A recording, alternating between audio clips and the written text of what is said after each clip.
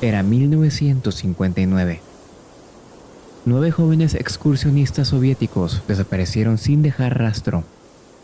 Aún no se sabía, pero algo aterrador había ocurrido en la montaña Kolatsyakl, mejor conocida como la montaña de la muerte. Tras días de búsqueda, los rescatistas por fin encontraron algo, pero no era lo que esperaban. A 1.5 kilómetros cuesta abajo de una tienda de acampar, encontraron los restos de una fogata y a su lado, 2 cuerpos semidesnudos y descalzos en la nieve. Y aunque de por sí esto ya era un misterio, no era lo más desconcertante. Uno de los pinos alrededor tenía todas sus ramas rotas a unos 5 metros de altura. Y además de esto, se encontraron trozos de piel y sangre en el tronco. Pero lo peor estaba por venir, ya que a unos cuantos metros adelante encontraron otros 3 cuerpos, todos en posiciones extrañas, pero lo más raro es que alguien les había quitado la lengua y los ojos.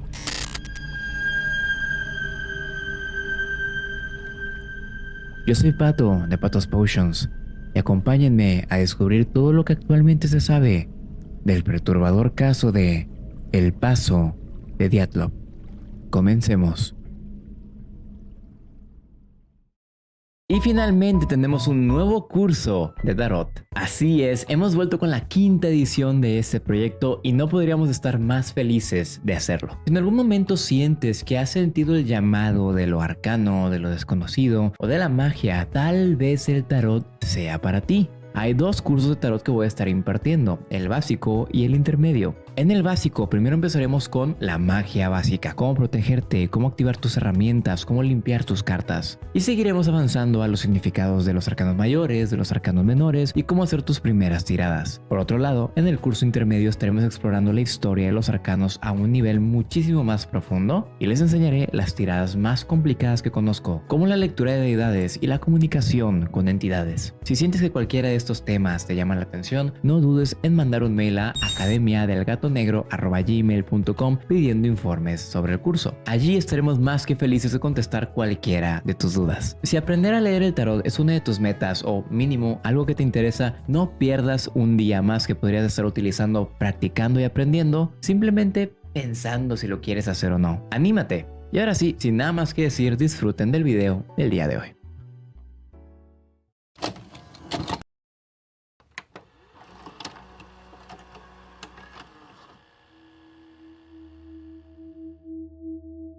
Comencemos hablando del equipo.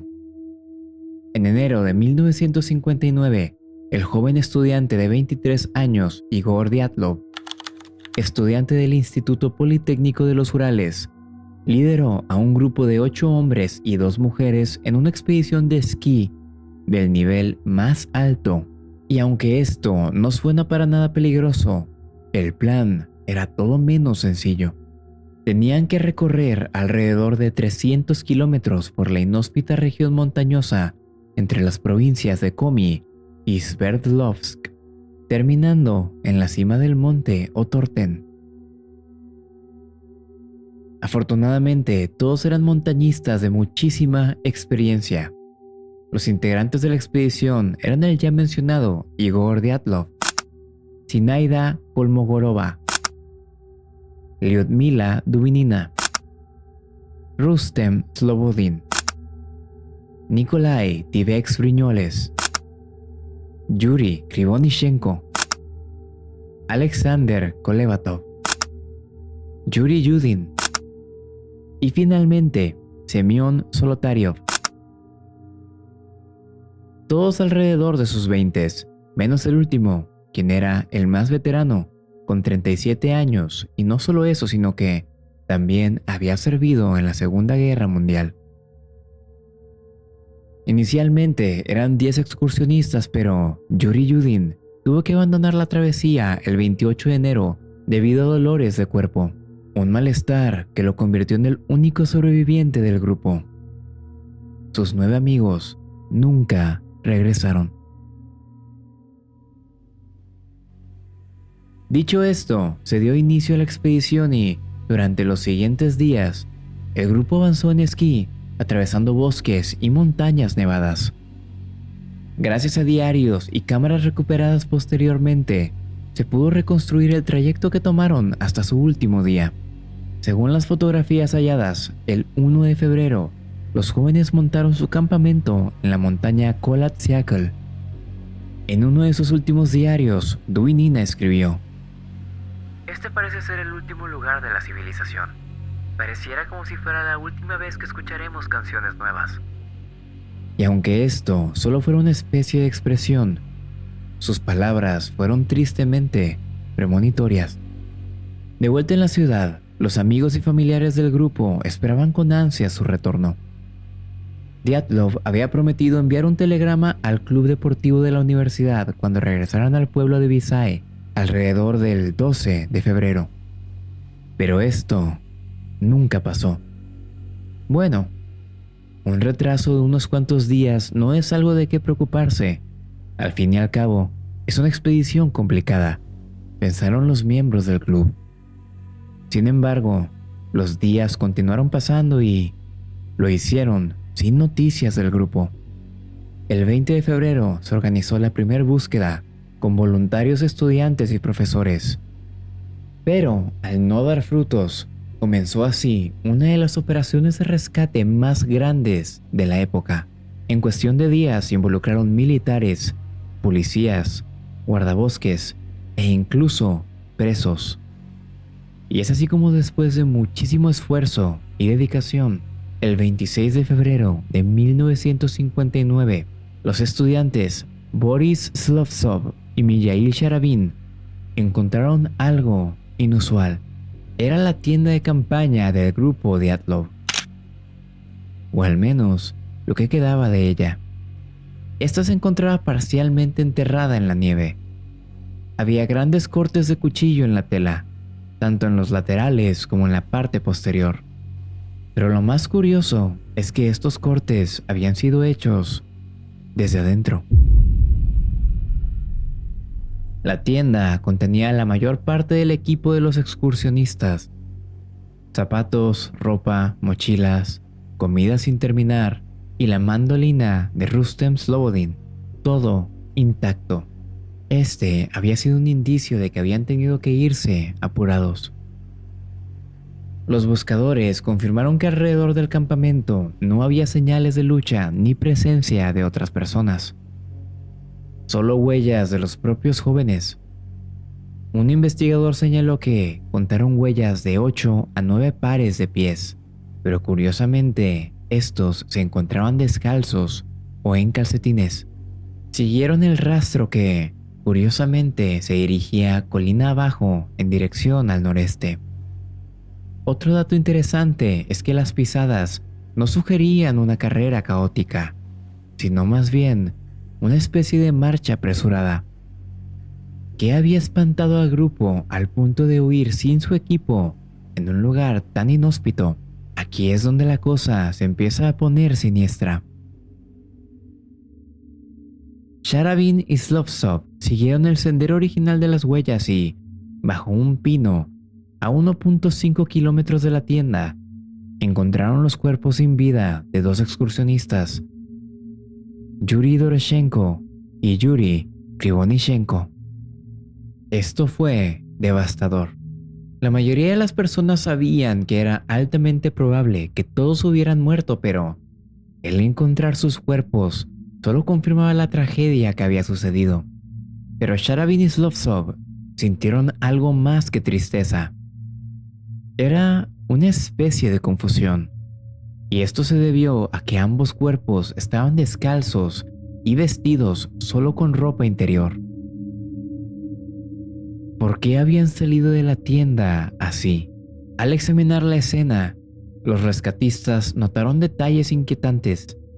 Las ramas bajas de un pino cercano estaban rotas hasta una altura de 4 a 5 metros, sugiriendo que alguien trepó apresuradamente el árbol.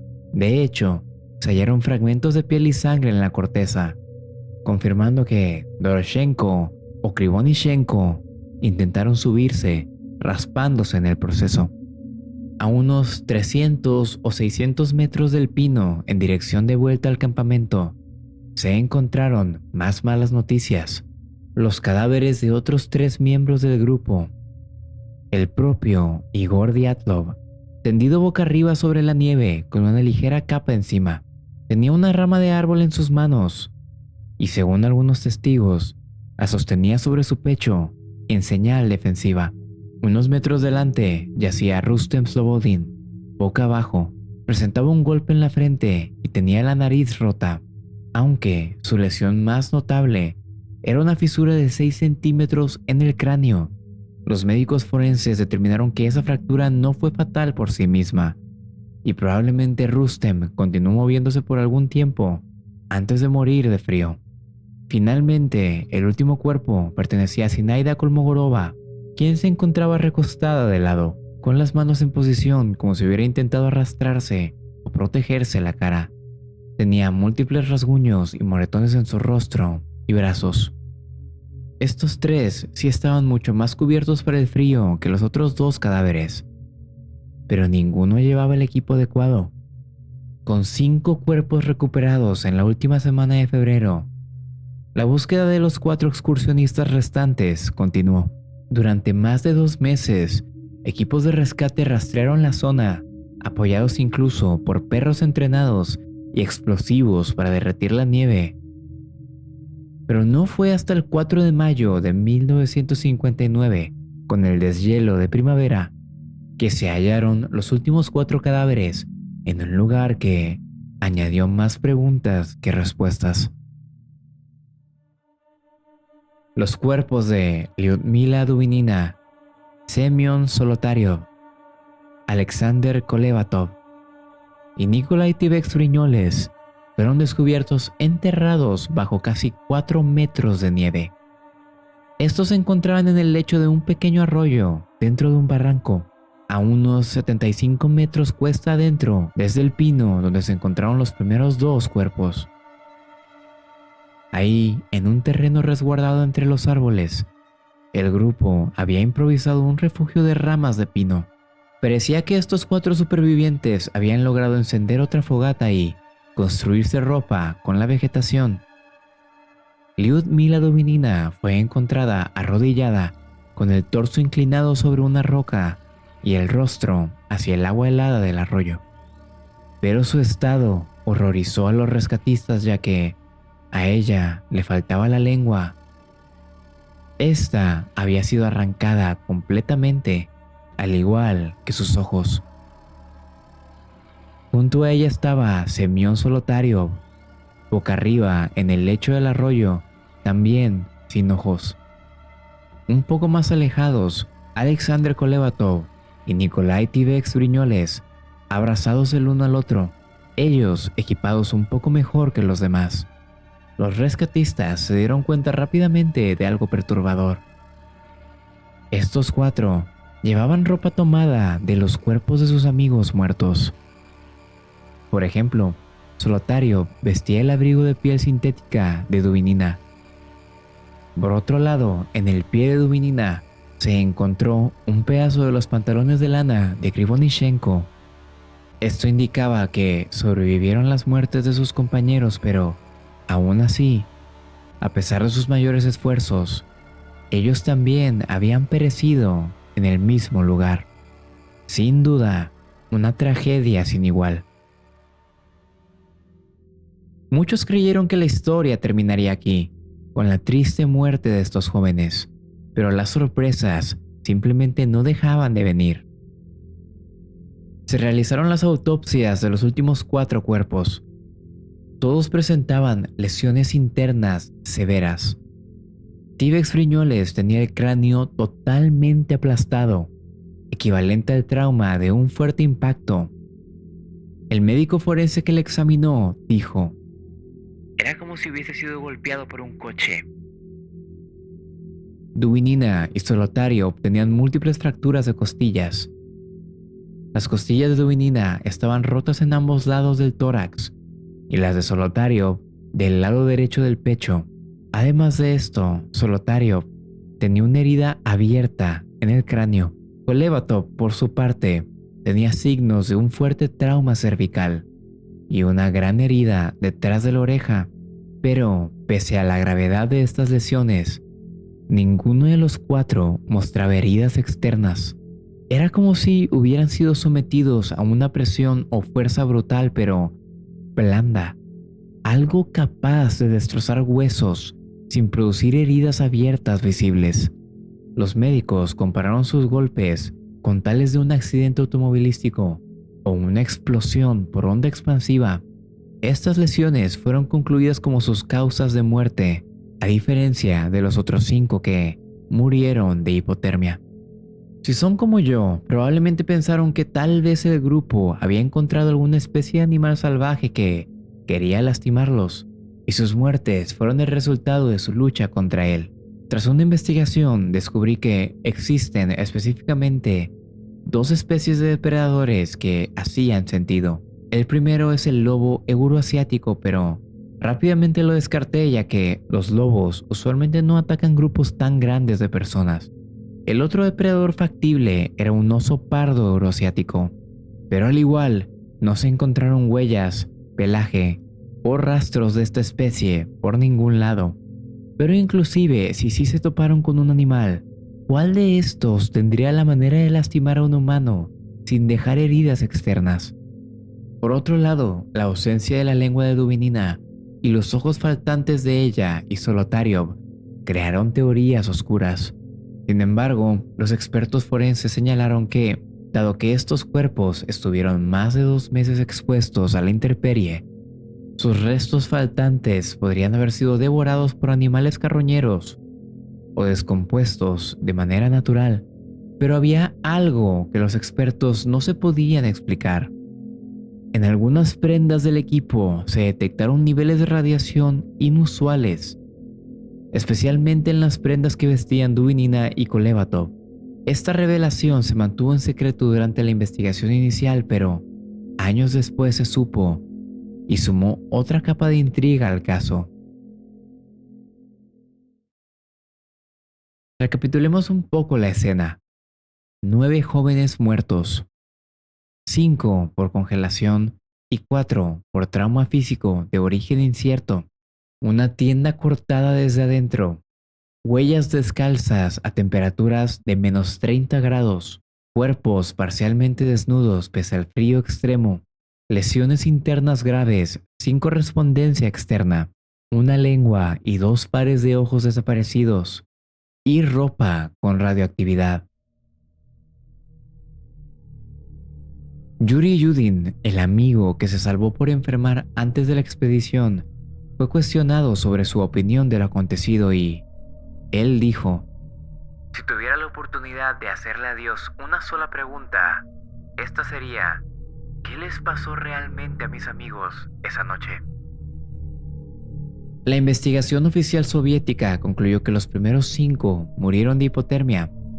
Por otro lado, pareciera que el gobierno ruso simplemente se lavó las manos con los últimos 4, ya que sus muertes fueron catalogadas como lesiones letales por una fuerza desconocida. Así es, así fue como se plasmó en el informe oficial. En los primeros meses se presentó la idea de que algún humano podría haber sido el culpable de lo acontecido, pero sin pistas claras, se denominó como un accidente. Y así fue como en junio de 1959, apenas unos meses después de la tragedia, las autoridades soviéticas cerraron oficialmente la investigación. Esto fue hasta 3 décadas más tarde, cuando la verdad incompleta salió a la luz. El misterio del paso Dyatlov resurgió a finales de los 80, coincidiendo con la política de apertura de Gorbachev. En 1990, el propio Lev Ivanov, aquel fiscal que investigó el caso en el 59, rompió el silencio con una fuerte revelación. Ivanov confesó que, en su momento, no encontraron una explicación racional para lo ocurrido, pero más impactante aún, reveló que testigos independientes, incluyendo personal meteorológico y militar, reportaron haber visto esferas voladoras brillantes en el cielo de esa zona durante febrero y marzo del 59. Según Ivanov, estos reportes llegaron a su equipo durante la investigación, lo que lo llevó a sospechar de una conexión con la muerte del grupo. Sin embargo, afirmó que los altos mandos regionales le ordenaron parar la investigación y clasificar todo luego de que aquel informara sobre aquellas esferas. Él dijo: hice todo lo que pude, pero en ese momento había una fuerza abrumadora en el país. Dijo Ivanov, disculpándose con las familias por no haber podido llegar más lejos, y abiertamente declaró que estaba seguro que la muerte del grupo había tenido que ver con ovnis. Pero ¿qué fue lo que realmente ocurrió en ese viaje? Puede que nunca lo sepamos.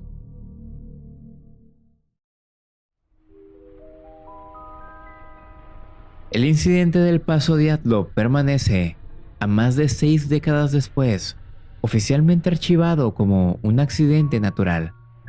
Pero muchos sienten que eso no encaja del todo. Cuesta imaginar a 9 montañistas expertos